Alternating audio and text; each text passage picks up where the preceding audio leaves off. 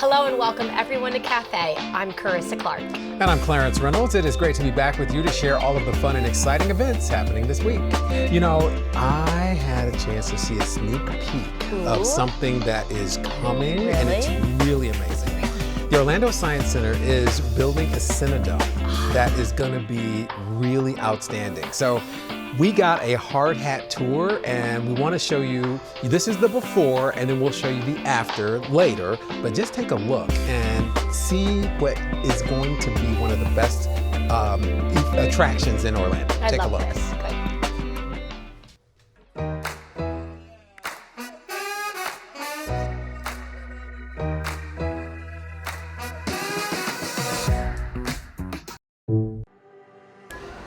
I'm at the Orlando Science Center, and I'm standing in front of what was the Cinedome. But something really exciting is taking place in here, and Jeff Stanford is here to tell us all about it. Jeff, thanks for joining me today. Oh, thanks for having me. So, this was the Cinedome. Yes. What is it turning into? Okay, well, it was the Dr. Phillips Cinedome since 1997. It opened with this building, and it will soon be transformed, opening in spring of 2026, into the Dome by Dr. Phillips Charities. It will be an 8K laser projection theater and planetarium. Wow. So, with an 8K theater, tell us what's inside to make that 8K. Yeah, this is really going to be amazing, Clarence, because we loved the Cinedome, but it was still a film theater. When it opened in 1997, it was totally cutting edge. But now, you know, in 2025, it was kind of a museum piece. We were one of the few museum theaters still showing film. Now, with this 8K laser projection, it's going to be cutting edge picture quality.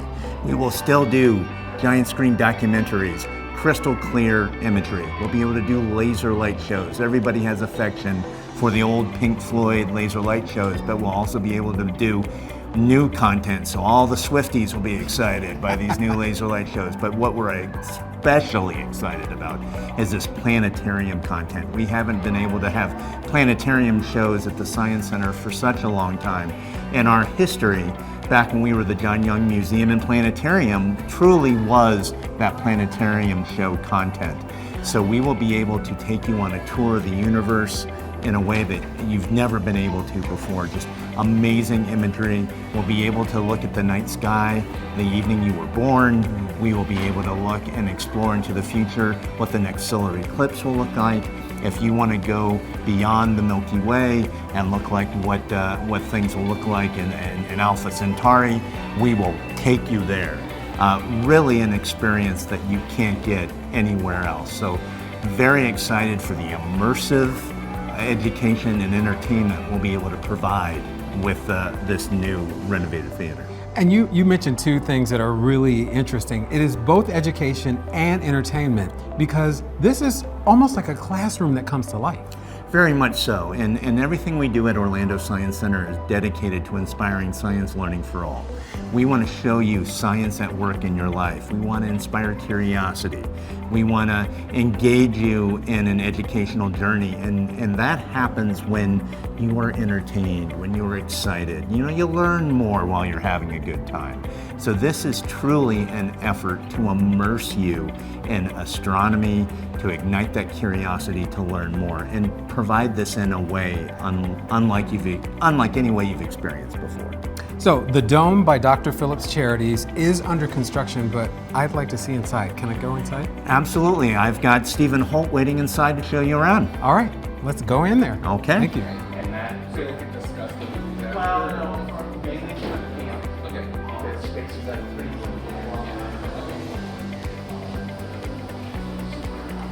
We're actually increasing the seat sizes a little bit on the new seating that's going in. So with the To keep up with the times. To keep up with the times. So then when we get the infill, we actually will end up at 315 seats. Okay. So even a slight increase with increasing the seat size.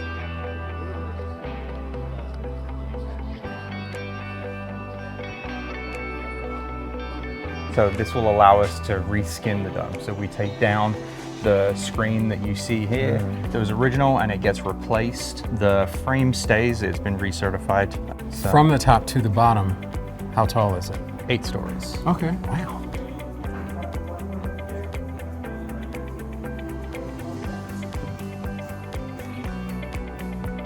So that was awesome.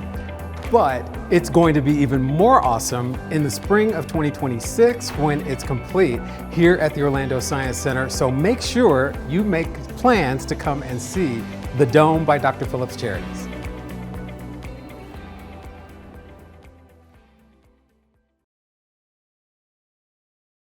Well, that's fantastic. Yeah, now it doesn't look like much right Right. now. I know, but man, is it going I to be know, something. it's like preparing for something great. When you see the scale of it, and I mean, they're doing things that they've never done before. I They're love doing that. it's like it's going to have its own concessions. It's going to be a completely like a world-class Cinedome. So I love that. Get ready. Yeah, get ready. It's going to be fun. Bring the youngsters to the Art and History Museum's Maitland for Little Creatives and Me on December 17th at 10 a.m. Kids and their grown-ups are invited to explore art through play. Tiny hands can get busy with color, shape, and texture, while parents enjoy a low-pressure, high-fun way to make together. The sessions are thoughtfully designed for curious minds and short attention spans. It's a happy dose of art time in a beautiful setting. Find more details at artandhistory.org. The curatorial lens, Conversations in the Gallery, continues at the Mello Museum through December 19th. This is an insider look at artwork and ideas where curators share how exhibitions come together, why certain pieces matter, and what new perspectives emerge. You'll see more, you'll notice more, and you'll connect more deeply with the artistic process. It's an appreciation made personal, and for dates and times, visit ManelloMuseum.org. Third Thursday Orlando lights up downtown with galleries, a maker's market, and live performances that turn in the evening into a cultural walkabout on December 18th. Start at City Arts and let the night unfold across nearby venues and pop-ups, discovering new art around every corner. The event runs from 4:30 until 9 p.m. For more details, visit downtownartsdistrict.com. Head over to the Timucua Arts Foundation on December 20th for Duke's Nutcracker with the Matthew Chacon Jazz Orchestra. Duke Ellington's Nutcracker Suite is a jazz masterpiece, and this concert will swing Tchaikovsky into brassy big band brilliance. The familiar Nutcracker themes turn smooth, snappy, and even danceable in this jazz reinvention, paired with Timucua's perfect acoustics. It's the holiday remix you didn't know you needed. Fresh, festive, and jazzy. The show starts at 7:30 p.m. Visit Timucua.com.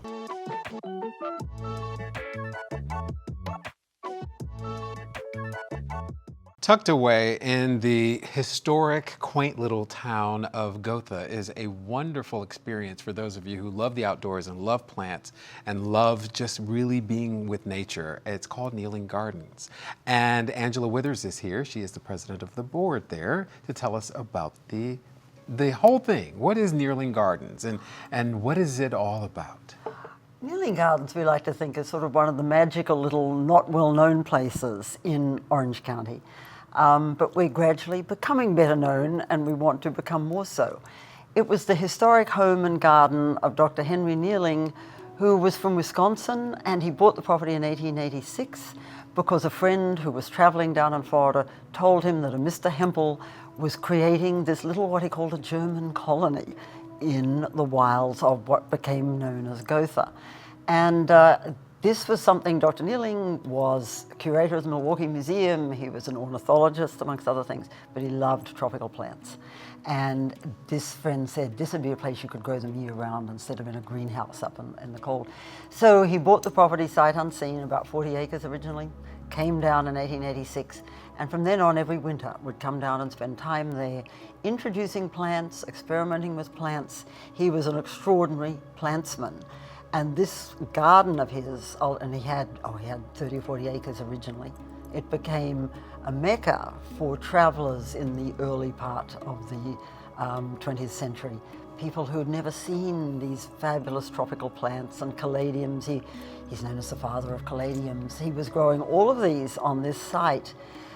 But the story was lost because he died in 1929, and the wonderful house, he actually, moving his family down, he decided in 1901 to move his family down and actually move to Florida. And so there are wonderful stories about the house. The house is special. The 6 acres that we have remaining are wonderfully natural. So there's so many things I could share with you about it. We really want people to come see it because it's different. We're not trying to be a Lou Gardens. That's wonderful, that has its place. We want to be an exploration garden because what we discovered when we bought the property, Dr. Nealing died in 1929, then it was bought by Julian and Maggie Nally, who were passionate about the work Dr. Nealing had done, and ran it as a sort of commercial nursery. Then for a number of years, they both died in 1978 within a few months of each other, had no children, so the property was subdivided. But they kept the 6 acres with the wonderful old house on it because everybody knew this was important, and it goes from Hempel Avenue down to the lake. So then it was rescued by the Bashardis, who lived they lived in Windermere at the time. He was an architect, loved the old house. Barbara was a passionate gardener. So they did a lot of work on it, and then Howard died and Barbara couldn't maintain it. It became completely overgrown, but she wanted it saved. And so the Henry Nealing Society was formed at the end, right around 1999. The group started figuring out how can we save the property. She needed the money to leave. And eventually we got it at the end of 2009.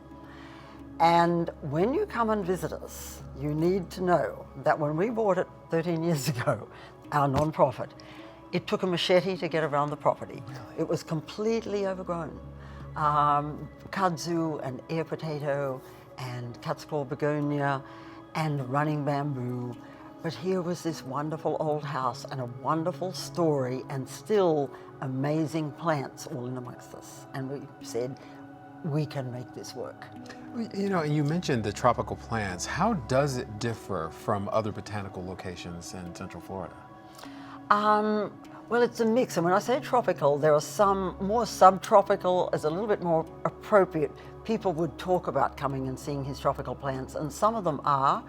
Caladiums, for example, are technically tropical, but they do brilliantly in Central Florida. So the main thing that is going to be different from other gardens is that we have left it very natural, because as we uncovered, instead of coming in and saying, oh, we're going to recreate, we gradually uncovered. And that was partly because we had no options. Right. We didn't have the money to come in. Was the best thing. Sometimes not having the money at the beginning is a really good thing, because as we cleared the vines and uncovered, we found all these amazing things. And then these wonderful old trees, the canopy, the huge tree canopy, and the things we found underneath, we were then able to keep them and supplement and bring back the things that he was growing that haven't survived. But also, we want it to be a place where people discover nature and discover gardens and say, wow, look at that. That's what happens when this grows here.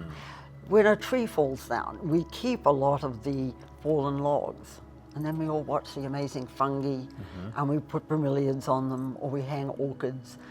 But you're seeing the cycle of life. You're seeing the natural progression of things.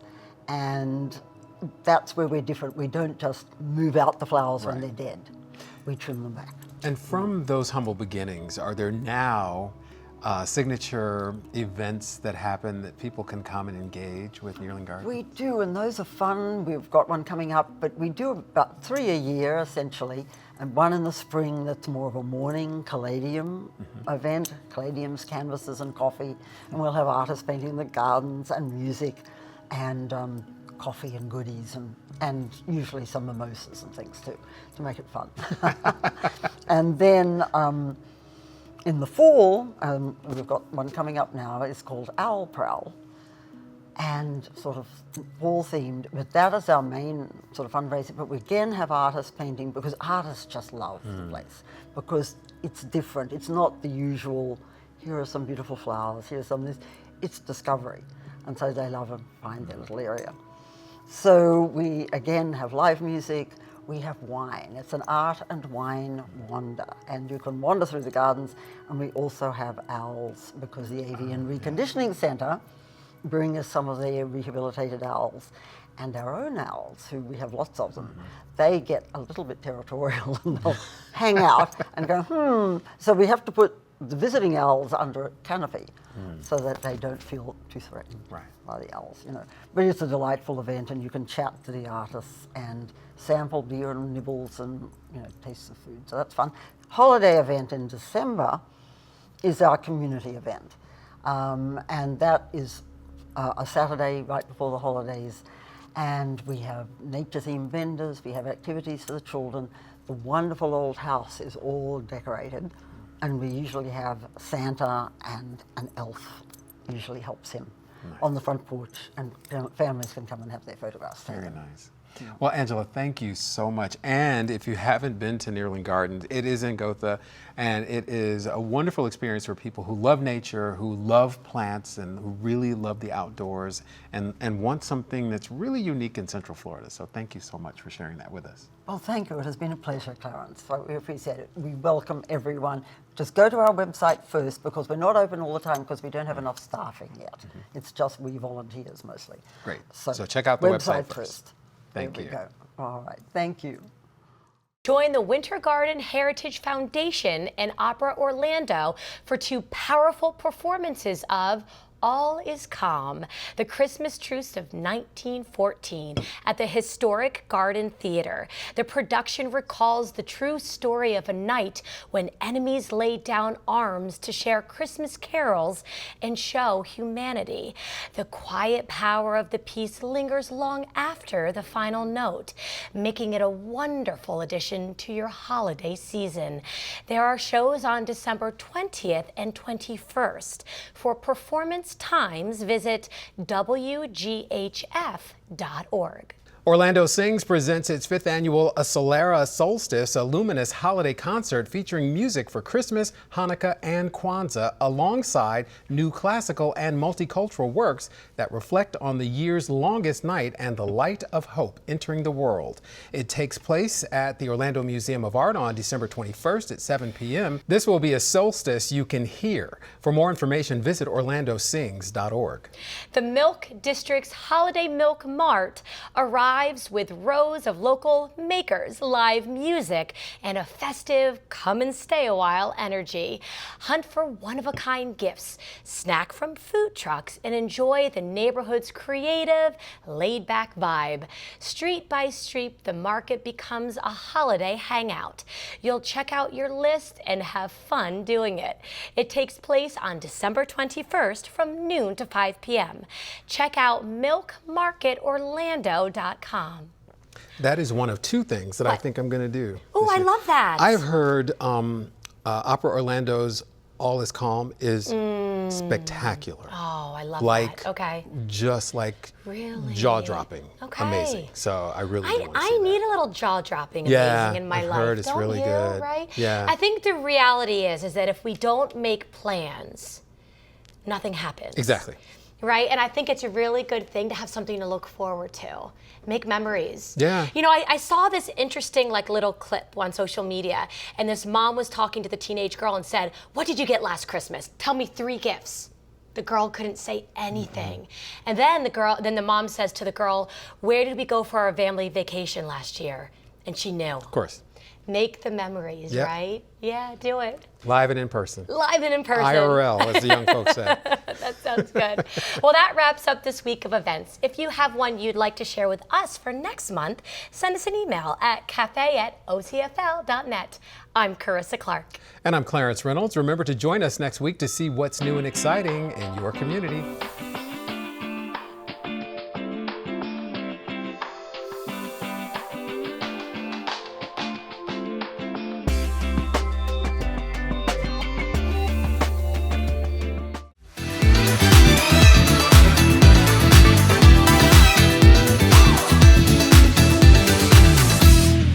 Hello and welcome welcome to Taste of the Town. I'm your host, Carissa Clark. Today I'm here at Sugar Factory in Icon Park, and I have the pleasure of introducing you to Chef Juan. Chef Juan, thank you so much for being here. Thank you, Carissa, for having me again. Wonderful. So I know that you have a quick and easy recipe that you do make here at the restaurant that is going to be perfect for all of you at home because this is pretty special. I heard that this is a pretty big celebratory dessert. It So will is. you please walk me through and introduce it? Okay, so what we have here is the Cookie Monster Make-A-Wish milkshake. Oh my goodness. So this is, like you said, it is one of our preferred milkshakes for celebrations and everything. One moment. I love that because don't you always think you have to have cake, you have to have ice cream, like cakes or whatnot, but I never think to do a milkshake. Do you ever think to do a milkshake? See, I didn't know that this was possible. Okay. Oh, definitely. So walk us through. So what we have here is we're going to blend our cookies and cream ice cream with soft serve. We're going to throw it in a milkshake blender. Okay. We're going to blend that up.